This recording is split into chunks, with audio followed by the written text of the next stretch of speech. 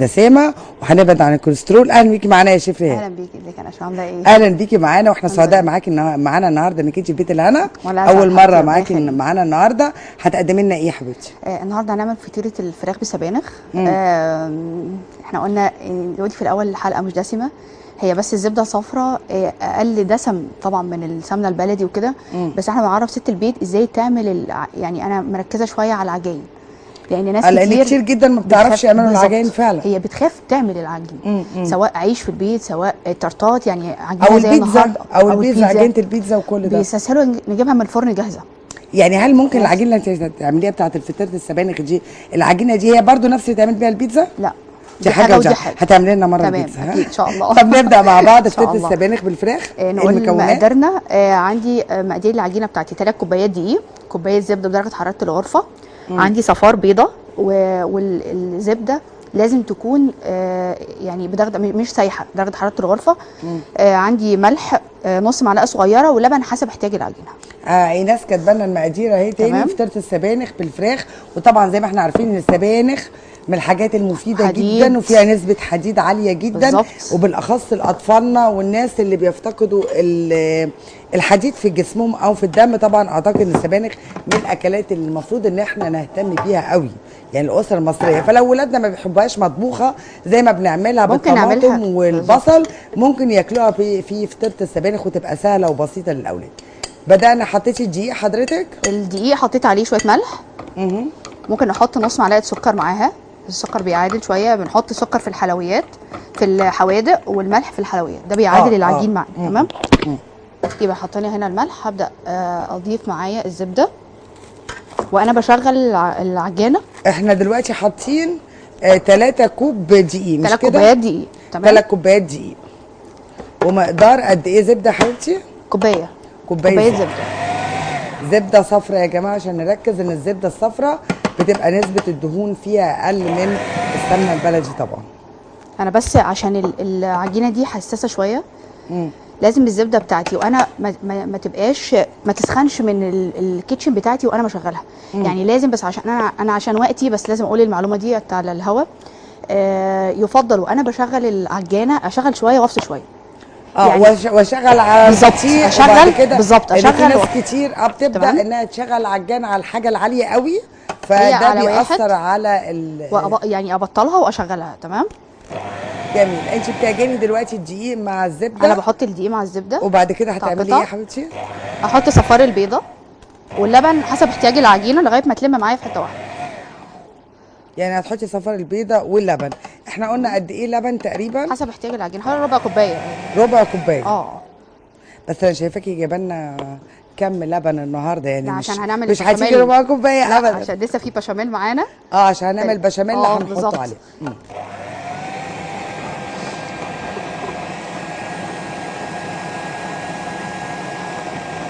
جميل جدا كده. طيب انا عايزه اسالك حاجه. المقدار 3 كوبايات دقيق وكوبايه زبده وربع كوبايه لبن وصفار بيضه، عشان احنا نبقى مركزين. يعني صفار البيضه في سيدات كتير الموضوع ده بيحيرهم.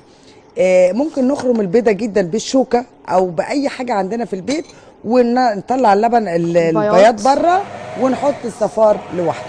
انا شخصيا بعمل كده. نشيله في الفريزر. ونشيله في الفريزر. شيلي طبعا عشان البياض في الفريزر. ايوه. ما يحصلوش مشكله؟ لا خالص. طب دي حلوه. نحوش كميه على بعض ويتعمل بيه مارينج. يعني نضربه مع السكر ويتعمل بيه مارينج. وبدانا نحط ربع كوبايه اللبن، يعني ربع على حسب نوع الدقيق بتاعنا، يعني ربع فيما فوق من ربع النص لحد ما احس ان العجينه في ايدي لينه. تمام. اوكي.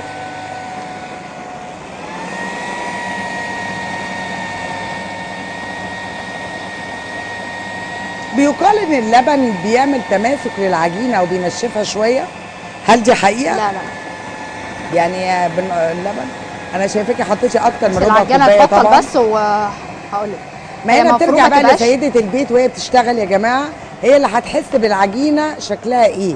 يعني انت كامراه وانت شغاله في المطبخ هتحسي العجينه شكلها ايه في ايدك.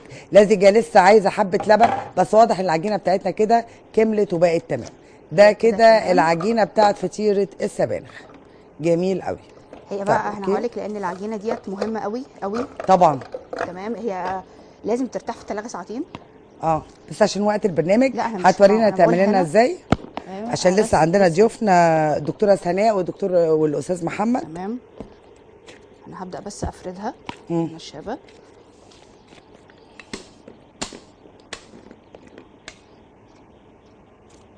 تبان جميل.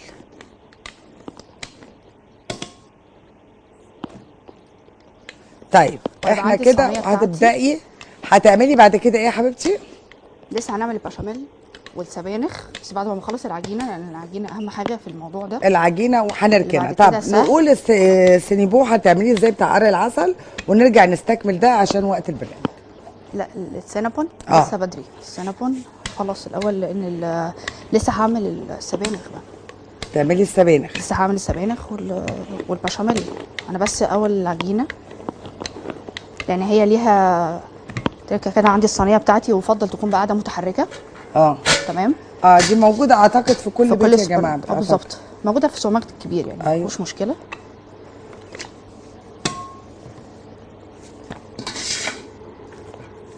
دي هنفردها كويس قوي، لازم تتخرم بشوكه العجينه. خلي بالكم يا جماعه، العجينه زي ما انا شايفاها كده تخينه شويه، يعني الاستاذه رانيا لو جابتها لنا العجينه مش رفيعه، العجينه قوي قدامنا هي تخينه جدا، مش تمام. انا بريحها في الصينيه خالص. وببدا اخرمها بشوكه، وبحط عليها ورقه زبده بفول. يعني بتحطي ورقه زبده هنا؟ ايوه، ورقه زبده وفول ناشف، اي بقوليات. تمام. وفول ناشف، اي حاجه تتقل العجينه، عشان العجينه دي من النوع اللي بيتنفخ في الفرن. تمام. انا بعد ما خلصتها لازم اخرمها بشوكه عشان الهواء يطلع منها. كويس.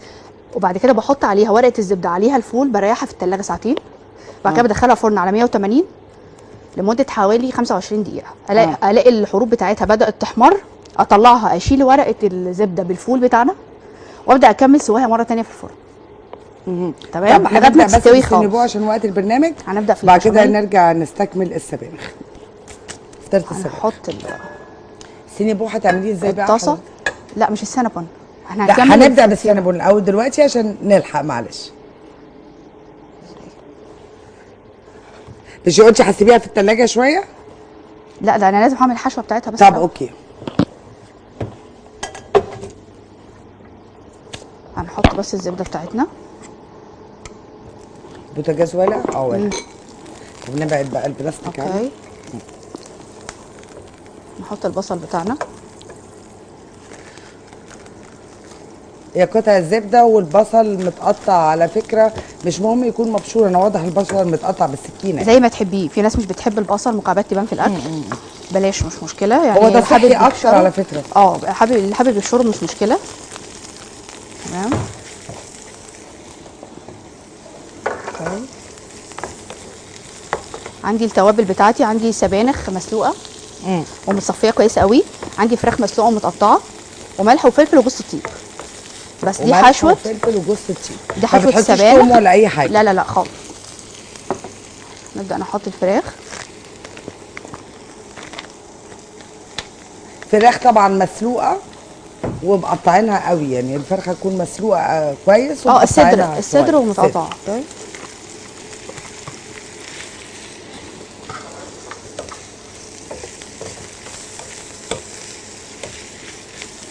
ابدا اتبله.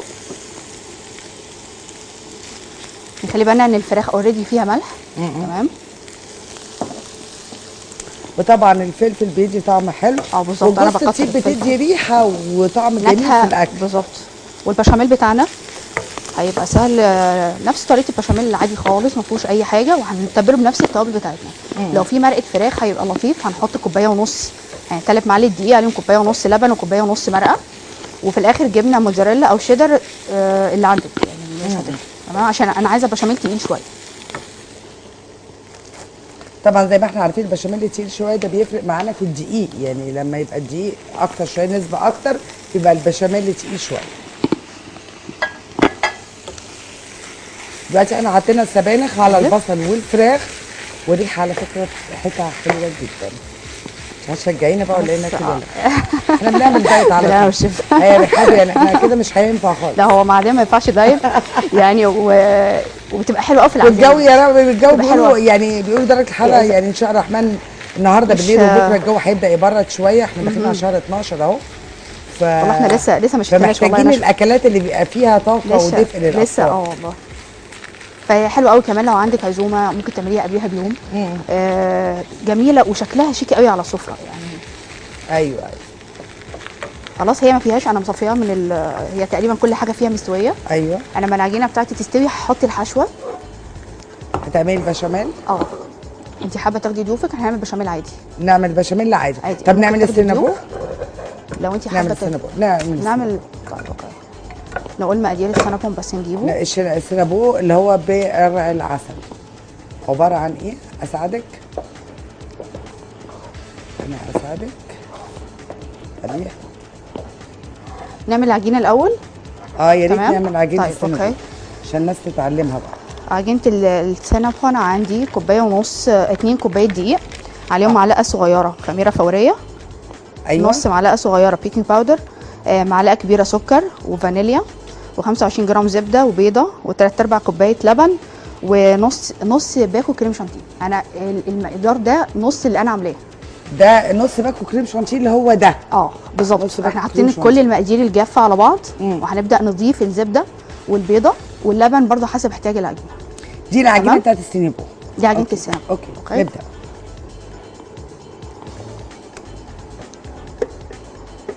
حطينا الدقيق اهو، كله بنضربه في المضرب.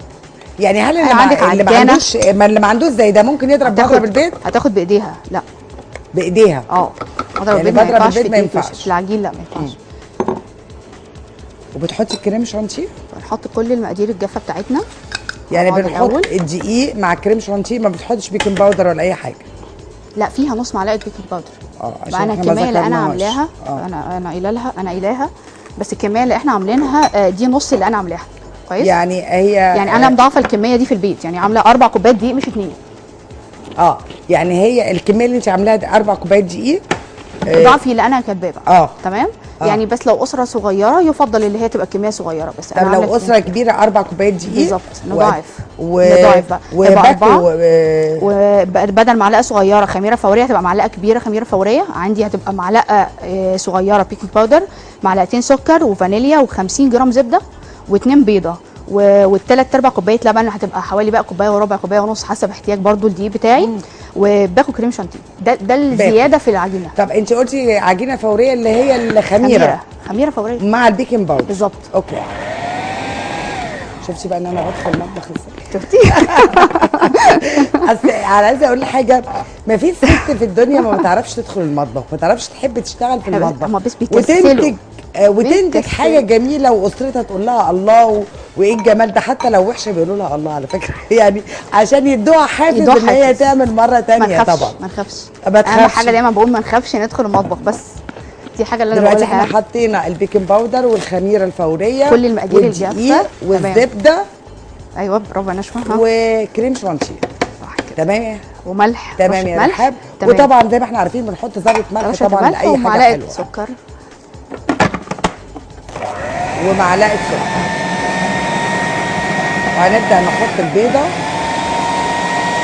هنلاقي هنا لون العجينه مختلف. لون العجينه هنا مختلف ليه بقى؟ دي عجينه بقى عشان خاطر دي عجينه الكريم شانتيه. الكريم شانتيه مع الدقيق فهيدي طعم مختلف. واللبن طبعا بنحط 3/4 كوبايه لبن لو 4 كوبايات دقيق.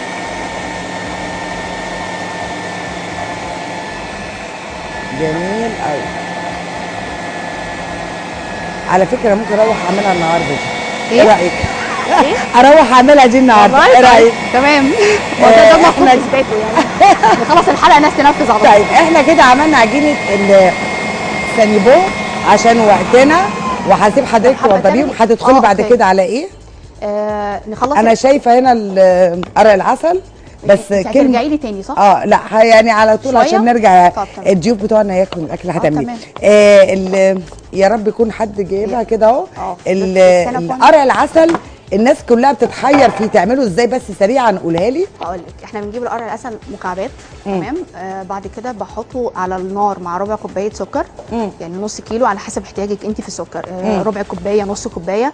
بحط واوطي، ما ازودش ميه خالص. بوطي عليه النار تماما واغطيه. هو هينزل ميته مع السكر بتاعنا وهيبدا يتهري. بس خلاص انا بصفيه وببدا اهرسه. يعني لو هجيب كيلو قرع عسل احط عليه كوبايتين سكر. كوبايتين سكر. وقد ايه ميه؟ مفيش ميه خالص. مفيش ميه خالص نهائي. وبنوطي عليه النار ونغطيه. واحط عليه ايه تاني؟ بنغطي بس ولا حاجه. كوبايتين سكر لكيلو. لكيلو قرع العسل، وبغطيه وبوطي النار عليه. القرع كله ميه، فبينزل ميته كلها وبيبدا يتهري معايا كده. انا بصفيه لاني عايزه بس القرع. لو هنعمل قرع بالبشاميل دي حاجه تانية، يعني باخد الميه بتاعته وبعمل بيها البشاميل. طبعا فاهماني؟ بس ده عشان احنا عايزينه في السنابون. كوبايتين سكر. عاملين السنابون النهارده مختلف شويه. عاملين يعني بالقرفه، وهنقول مقاديرنا مع بعض ان شاء الله. بس الجديد انا حاطه فيه قرع عسل في الحشو. حاطه قرع عسل في الحشو. طيب انا هسيبك تستكملي ونبدا نستقبل ضيوفنا، الدكتوره سناء شريف وهي عضو المجلس القومي للمراه، والدكتور محمد عز العرب خبير بمركز الاهرام للدراسات السياسيه الاستراتيجيه. بشاميل على السبانخ. والفطيره بتاعتنا انا خرطتها بالشوكه زي ما قلنا، وهنحطها في الثلاجه ساعتين. ايوه. بالنسبه للسينابون انا فردت العجينه بتاعتنا ودهنته بس بزبده، وبعد كده حطيت القرع العسل الحشوه المختلفه اللي احنا قلنا عليها. بعد كده هنحط معانا قرفه وسكر بني، وهنبدا نلف ونقطعه ونحطه في الصينيه بتاعتنا. بس الصينيه بتدينيها حاجه يا شيف؟ لا خالص، هو هو اوريدي في زبده. انا دهناها هنا، احنا مش هندهن في الصينيه اي حاجه. بس يفضل لو عندك ورقه زبده تحطيها تحت عشان ما تلزقش فيه. يعني بعد ما بيستوي السكر بتاعنا بينزل بيتحرق، بيبقى كراميل شويه، فبيبدا يلزق في الصينيه بتاعتنا. وبتحطي البطاطا قرع العسل وتلفي عادي. هنحط بس السكر البني، لو ما فيش سكر بني بيبقى سكر بودره ابيض عادي. وهنحط معانا القرفه، ده شكل السينابون بتاعنا، لاني هزوقه بعد كده بالصوص بتاعنا اللي هو الجبنه مثلثات معاه سكر بودره وفانيليا شويه صغيرين ولبن او كريمه لباني. لو مفيش كريمه لباني عشان الدسم ما يبقاش تقيل ممكن نحط لبن عادي لغايه ما يبقى صوص سايل شويه. هنبدا نزوق السينابون بتاعنا وهنحط عليه صوص شوكولاته واي مكسرات انت حباها. جميل كده يا شيف رحاب، عشان عايزين ناكل النهارده الدكتور محمد والدكتوره سناء. اوكي. رجعنا تاني لضيوفنا. دكتور محمد، الانتخابات والرقابه والبرلمان للاكلات الحلوه، رحاب وصلنا لفين بقى؟ انا شايفه رحاب جهزت كل حاجه جميله قدامنا، قولي بقى. انا خلاص حطيت بس التوبنج بتاعي اللي هو الجبنه اللي احنا قلنا عليها، الجبنه المثلثات عليها نص كوبايه سكر بودره، الثمان قطع، وعليهم كريمه لباني. اللي مش حابب كريمه لباني يحط لبن. يعني علبه جبنه نستو، مش هقول ماركه يعني مش مهم اي حاجه. وبعد كده بنحط نص كوبايه سكر بودره، وبالمضرب الكهرباء ابدا ازود كريمه لباني معايا لغايه ما يبقى صوص تقيل شويه بينزل. ده بيبقى طعمه حلو بقى جدا جدا. ده ممكن تحشي بيه التورت كمان ولا بتاع السينما؟ لا ده بتاع السينما. حلو. اوكي. وبعد كده حطيت عليه بس صوص شوكليت او كراميل اللي حابب، وبعد كده حطينا عين جمل. جميل. وردات الجلاش هي لمجرد الزينه بس مش اكتر. يعني انا قطعت ورق جلاش مستطيل، دهنته بالزبده وبدات امشي زي الحجاب كده، عارفه؟ ايوه. وبعد كده وقفتها في الصينيه وحمرتها في الفرن. جميل. عشان تدي بس شكل الورده. السينابون ده بتاعنا وهو ناي بعد ما حشيناه بالقرع العسل، ده هسيبه يخمر من ساعه لساعه ونص. احنا في الشتاء فبياخد وقت شويه. بعد كده بيدخل فرن على 180 حوالي 20 دقيقه، بيطلع يهدى شويه. بعد كده بحط عليه التوبنج بتاعي. جميل. احنا عايزين ندوق ضيوفنا بقى. اتفضلي.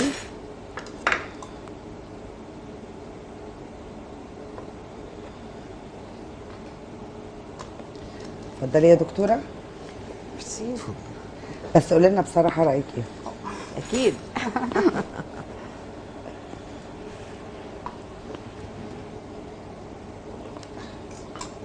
اتفضلي لحضرتك. شكرا.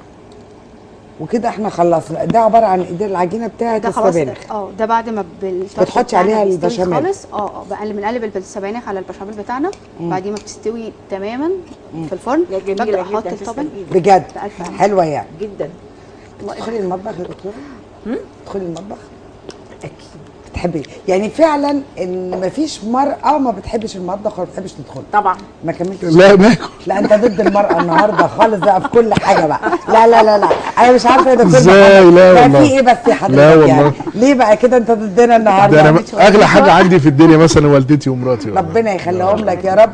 يعني عايزين نقول حاجة يعني ايه، احنا بقالنا فترة فقدنا الحساسية ما بين الرجل والمرأة يعني، ولا ايه يا دكتورة سناء؟ يعني بقالنا فترة ما حسيتش ان في بالعكس انا بشوف في رجالة بيدافعوا عننا جدا واقفين معانا جدا، مش كده؟ بدأت تخف العملية الذكورية كمجتمع ذكوري. صح. بدأت تخف خالص، وكممارسات مجتمعية بدأت تخف برضه. يكفي ان الرئيس راهن على المرأة، قال لك انا براهن عليه، الوعي زاد بس. وكانت قد الرهان. الوعي زاد. الوعي زاد. كلمة الوعي دي بتفرق معانا في كل حاجة يا جماعة. احنا لازم كلنا نحس ان احنا لما يكون عندنا وعي، لا يكون عندنا ادراك بالمسؤولية، مهمة قوي.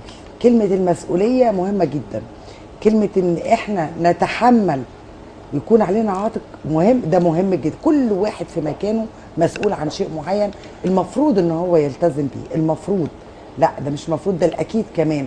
في الفترة المقبلة عشان عايزين نبني ونعمر لازم ان احنا يكون نعرف نشيل يعني ايه مسؤولية. طبعا انا في نهايه لقائي بشكر الدكتوره سناء شريف عضو المجلس القومي للمراه، بنتمنى المجلس القومي للمراه الامام اكتر واكتر. شكرا. وبشكر الدكتور محمد عز العرب خبير بمركز الاهرام للدراسات السياسيه والاستراتيجيه. ودكتور محمد اعتقد ان اللقاء القادم هتكون بقى يعني ايه، يعني المراه عندك نمبر 1. ايه نمبر 1 عندك؟ نمبر عندي بيتي. يبقى المرأة. يبقى ما طلعتش براها برضه. رحاب، يمكن واحنا بنتكلم على الاكلات جنب الاكل ده لازم يبقى في حاجه، يعني يا حاجه حادقه يا طبق سلطه يا ايه بقى اللي ممكن يتعمل بسهوله؟ سلطه خضراء اللي يحب. سلطه خضراء، بابا غنوج، سلطه طحينه، اي حاجه. يعني مستحب معاها ايه؟ انا بعمل جنبها سلطه خضراء. سلطه خضراء هي ومخلل. ومخلل. تمام. احنا عايزين نعمل يوم مخللات، ايه رايك؟ تمام. نعمل يوم مخللات عشان كلنا بنحب المخللات. طبعا في نهايه حلقتنا بشكر كل اعزائي المشاهدين اللي متابعينا من خلال بيت الهنا، وبشكر ضيوفي، وبقول دايما للامام، ودايما مصر قويه بولادها، بعزيمتها، بارادتها، بالرجل والمراه والطفل والكبير، وكل انسان في مكانه مسؤول يقدر يحمي البلد دي في مكانه. وبشكر فريق الاعداد طبعا ميسة، مخرجتنا الجميله ايناس الدين، والى اللقاء وحلقه جديده متنوعه ومتجدده.